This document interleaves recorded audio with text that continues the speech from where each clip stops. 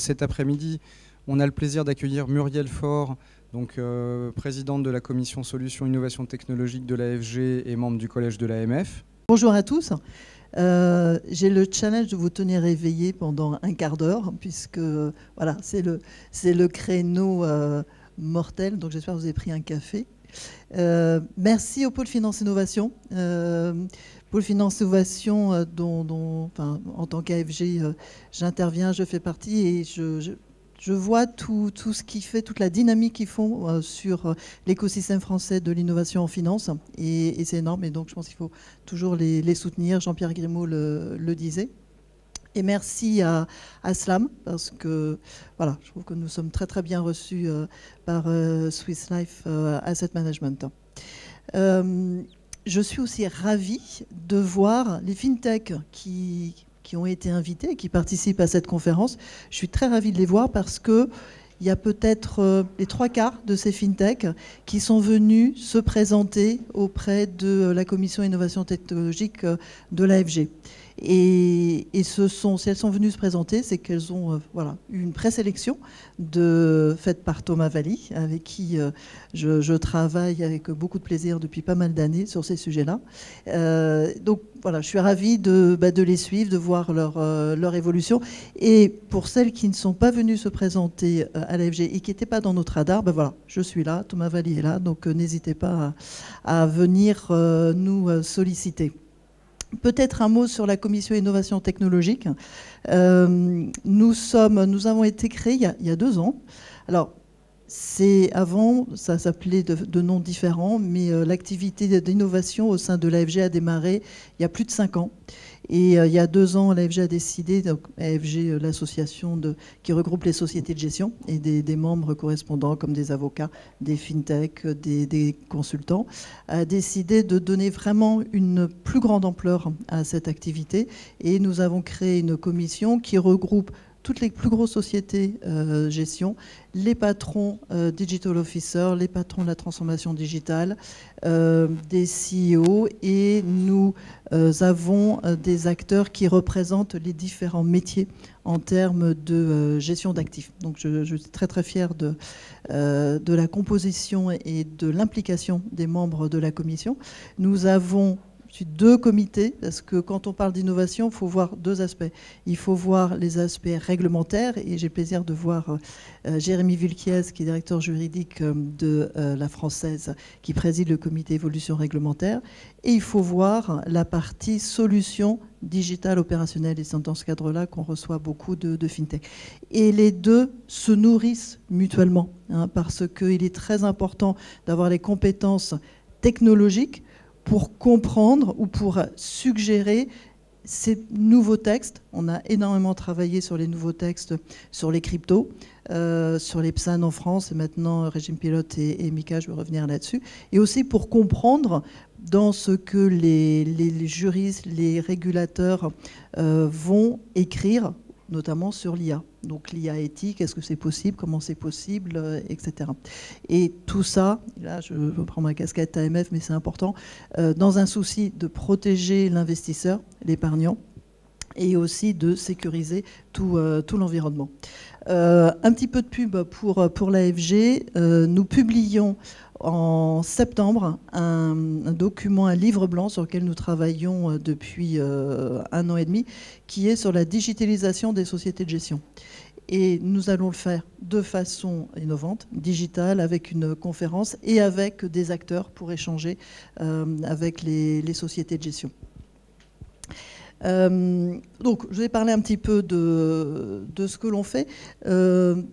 Le thème, je ne sais pas si c'est marqué, le thème, c'est technologie, gestion, multiples challenges. Donc déjà, le décor maintenant, je crois qu'il faut...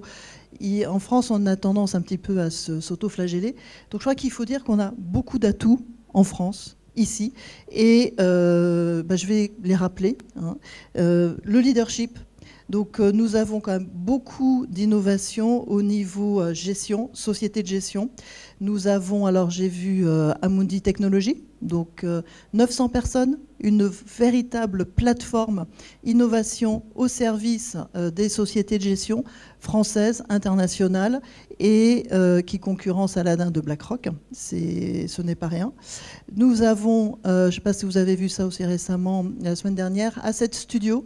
C'est une plateforme qui réunit 7 fintech créées par Natixis Investment Managers pour offrir aux clients institutionnels et aussi plus tard retail la capacité d'avoir des solutions à partir de cette plateforme.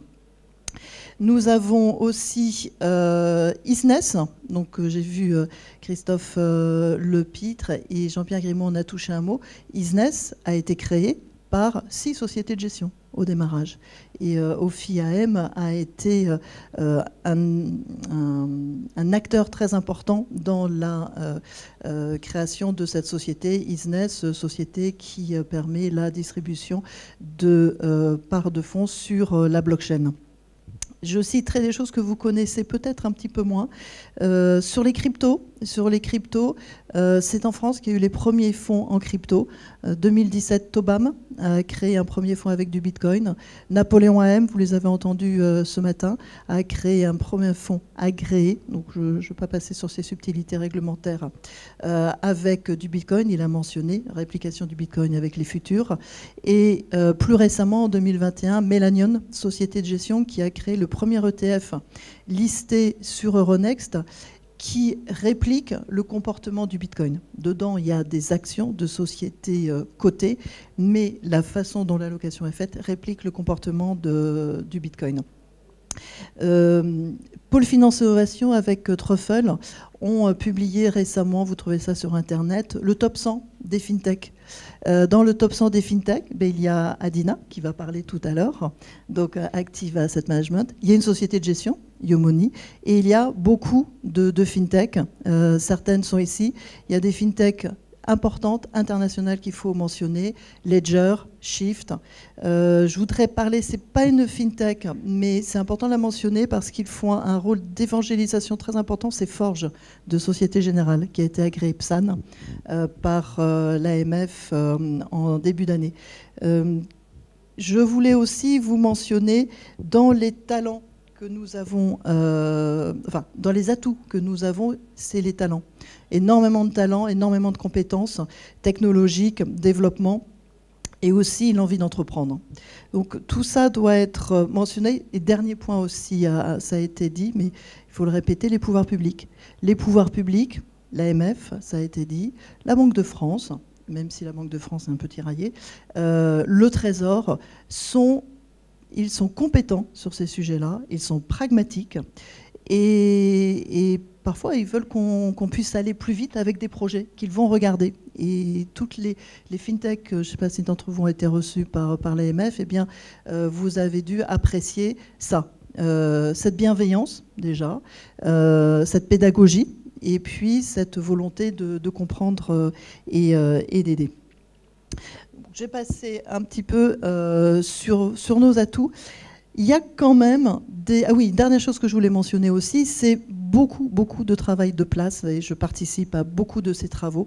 Là aussi, il faut que vous sachiez que, et ça souvent c'est sous l'égide de Paris Europlace, quand il y a un projet de réglementation, Paris Europlace réunit les parties prenantes, donc les associations concernées, des avocats, des régulateurs, donc souvent Banque de France, ACPR, AMF, pour travailler sur des réponses à des consultations, des propositions. C'est ce qu'on a fait sur Michael Régime Pilote et plus récemment sur l'évolution du droit du titre pour l'adapter à la blockchain et aussi plus récemment sur les cas d'usage pour la finance numérique. Nous avons travaillé, l'AFG avec Tobam a piloté la gestion en cryptoactifs. Qu'est-ce qu'il faut pour que la France, qui est leader en gestion active au niveau européen et international, soit aussi leader dans cette nouvelle classe d'actifs qui sont les cryptoactifs. Voilà, et puis on a déterminé le plan d'action et les recommandations. Donc ça, c'est quand même, enfin bon, faut le dire, en plus, on est en début d'après-midi, ça réveille, tout ce qui va bien. Maintenant, les choses qui coincent. Les choses qui coincent, les pouvoirs publics, ils sont pragmatiques et autres, mais il y a des freins. Et il y a des freins, Arnaud Artois l'a dit tout à l'heure, les pouvoirs publics, et en plus sur les cryptos, avec la crise ukrainienne, avec le fait que, oui, en Russie, il y a pas mal de bitcoin, de crypto, ils sont inquiets. C'est vrai que sur la partie, on a besoin d'un euro numérique, mais sur l'euro numérique, si ça se développe, ça entraîne un risque systémique sur la masse monétaire. Donc on est tiraillé. Vous avez des régulateurs qui disent, bon, c'est bien de mettre en place une infrastructure blockchain, mais l'infrastructure actuelle, elle fonctionne. Donc pourquoi investir beaucoup pour faire évoluer cette infrastructure qui fonctionne? Donc vous connaissez tous les réponses que l'on peut apporter à ça. J'ai parlé du régime MiCA. Alors le régime MiCA, c'est la partie, c'est Market in Crypto Assets. C'est une réglementation qui vise toutes les cryptos qui ne sont pas prises par les réglementations existantes, donc considérées comme des instruments financiers. Celle-ci sera mise en place a priori, on va dire 2023. Et il y en a une autre qui concerne ce qui est assimilé aux instruments financiers, les security tokens. Elle va démarrer fin de cette année.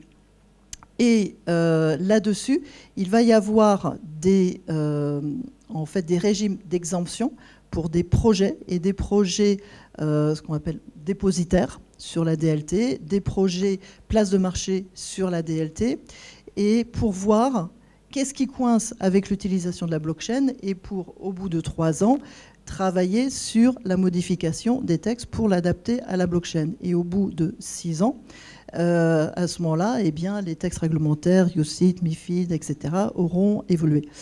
Le problème de ça, c'est 6 ans. C'est-à-dire, ça va nous faire du 2029.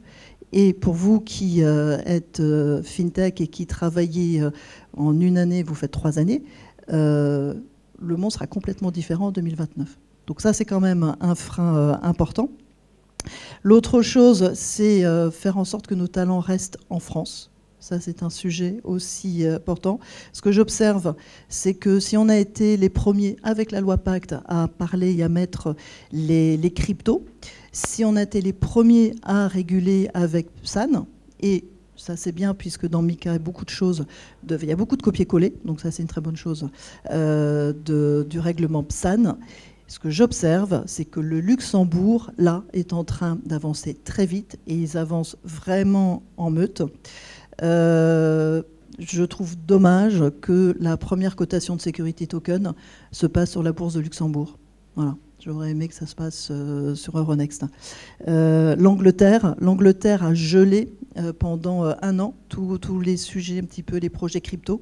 Et là, ils ont décidé d'y aller, que c'était prioritaire. La place de Londres, vous savez, c'est un pays tiers maintenant qu'ils sont sortis Brexit. Donc, la concurrence va vite. L'Allemagne va sortir un texte aussi sur la gestion crypto sur les fonds. Donc, les pays qui nous entourent vont vite et on prend du retard.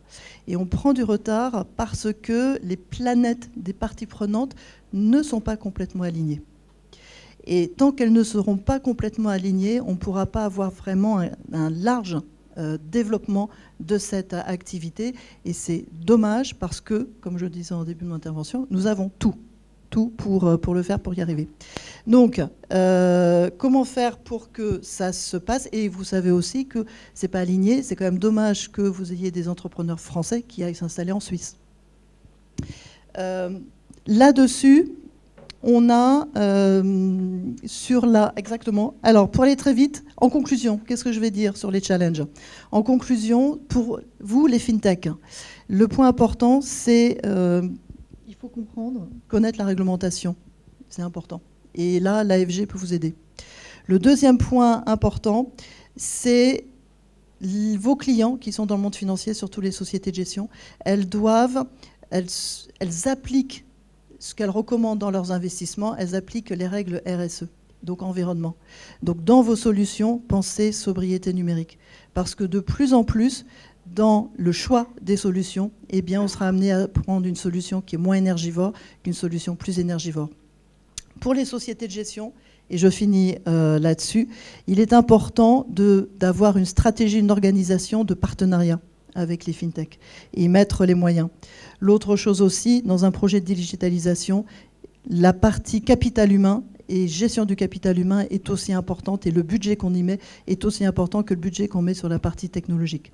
Formation, communication, conduite du changement. Et pour les sociétés de gestion, le point aussi très important, ne pas avoir peur de se tromper. Merci beaucoup.